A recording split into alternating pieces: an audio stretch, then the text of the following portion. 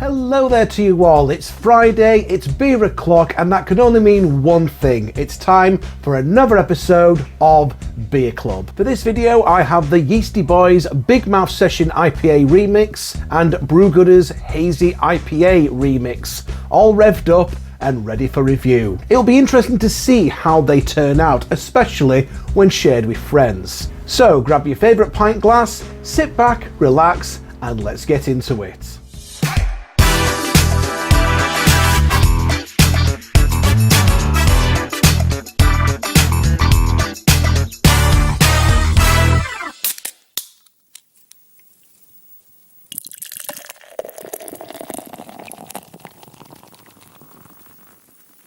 So first up, Yeastie Boys BigMouth Session IPA Remixed. I have previously reviewed a number of Yeastie Boys beers on this channel. In fact, I have an entire Yeastie Boys Beer Club compilation, which I'll put the link to at the end of this video and in the video description. They are a New Zealand based brewery that have gained a significant amount of popularity over here in the UK, and I have found all their beers to be highly enjoyable, including the BigMouth Session IPA, which I have previously reviewed in can form. Therefore, I am interested in evaluating how this beer compares when brewed at home using the Pinter. So upon unboxing, it became clear that this collaboration with Pinter was designed to deliver a refined brewing experience. Inside we have a pouch of the fresh press, we have the purifier, and we have the brewing yeast, Loyalty, along with the additional hop oil. Once brewed, this should have an ABV of 4.5%, delivering on that sessionable promise. The brewing process took 7 days, followed by an additional 5 days for the hopping and the conditioning. Adding the hop oil before the conditioning phase ensured that the final product would have that desired hoppy character.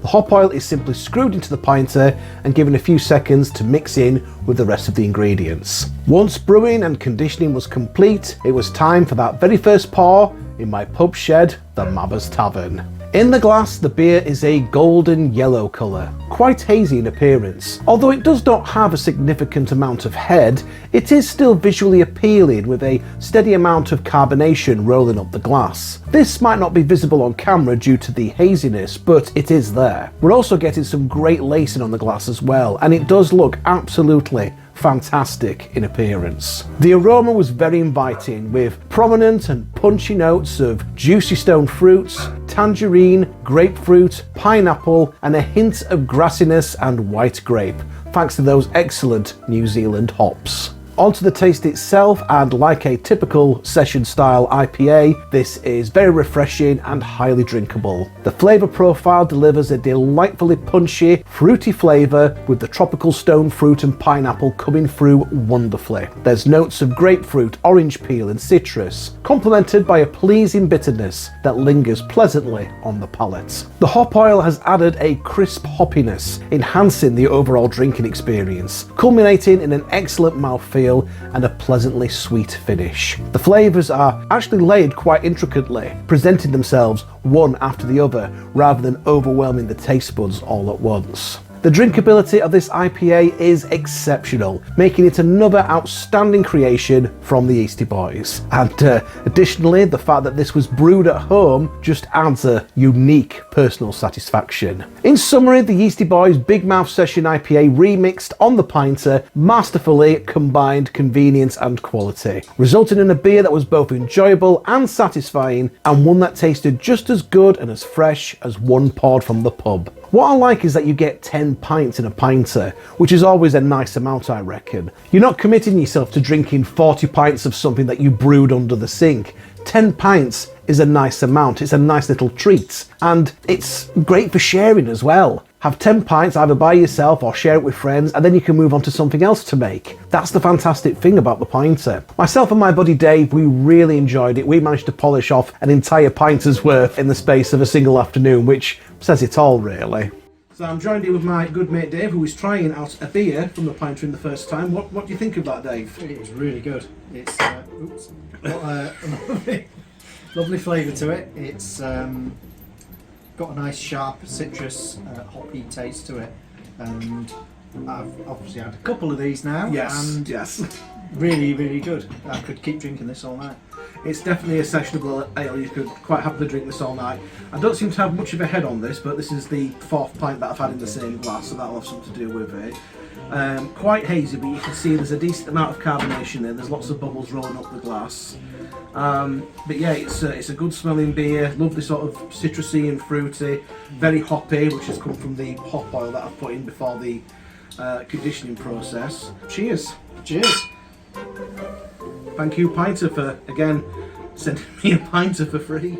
So, brilliant. That was fantastic. That was definitely deemed a success. But now we have another beer to brew on today's episode. This time being Brewgooder. I've heard a lot of good things about this particular brew and this particular brewery. And from the moment I unboxed the kit containing the fresh press, the purifier, and more of the loyalty fresh brewing yeast, I had a feeling this was going to be another enjoyable home brew. No hop oil this time, but the brewing process still remains the same. Pour the fresh press into the pinter, add the yeast, give it all a good shake, and then leave it in a safe space for the recommended brewing time of 7 days. This is then followed by an additional 5 days for conditioning in the fridge, ensuring that every flavour has had the time to develop fully. I've had to put my beer in the fridge in my pub shed this time, as there was no room for it in the kitchen fridge. That's what happens when you're having a Sunday roast. Once it's been successfully brewed, this should have an ABV of 5%. Now, I'm obviously taking you on a very quick whistle-stop tour of the brewing process. So if you want to see me going through the full end-to-end journey of this, including cleaning, the purifying, etc., then do watch my video on the Waltham Forest Dark Fruit Cider. Anyway, we come on to the pour, and to say that I was impressed would be an understatement. Oh, how good is that? How good a pour is that? That looks fantastic. Wow. In the glass, the beer has a light golden hue with a hazy, almost opaque quality that is visually delightful, and that superb foamy head only adds to the presentation. As for the aroma, the Brewgooder Hazy IPA Remixed does not disappoint. It exudes vibrant notes of tropical fruits, predominantly pineapple and peach, complemented by a subtle hint of spicy resin from the Centennial hops and fresh grapefruit from the Cascade hops. The scent alone promises a refreshing and enjoyable drinking experience. And as good as it looks and as great as it smells, it is the taste where this IPA truly excels. It delivers a fruity, juicy profile with the pineapple and peach flavours taking centre stage. The hint of spicy resin and fresh grapefruit adds complexity and depth, making each sip an absolute delight. At 5% ABV, it strikes an ideal balance between strength and drinkability.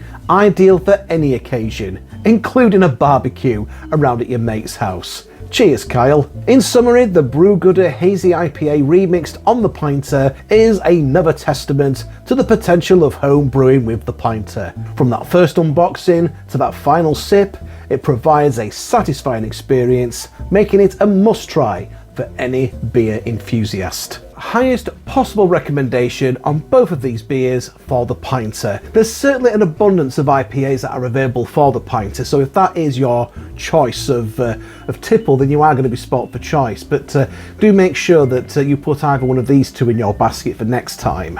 In the meantime, if you have enjoyed this video, then please consider leaving a like and a comment. Additionally, feel free to explore some of my other videos.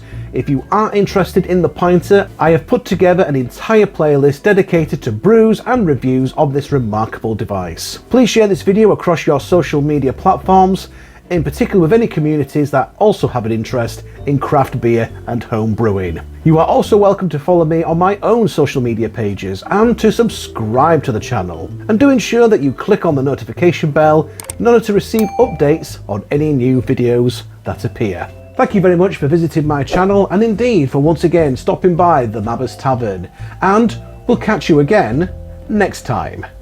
Cheers!